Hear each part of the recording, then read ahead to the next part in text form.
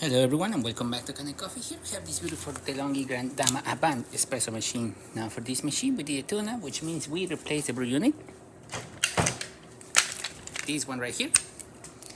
As you can see, it's really hard for us to move it back and forth. Not lubricated at all, very worn out. It was best to replace.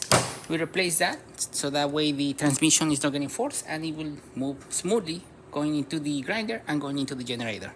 We deep clean everything around it, clean the spouts, clean the inside of the door as well, and just put it back together and descale the machine. So starting with one shot of espresso, we're gonna be testing this machine. Then we're gonna be using some hot water. We'll not be able to use the cappuccino, macchiato, latte, or hot milk functions of the machine since we do not have this machine a specific carafe. So we will not be able to do it. But we will still be able to see the flow coming out from the hot water spout as well as the flow coming out from the spouts itself.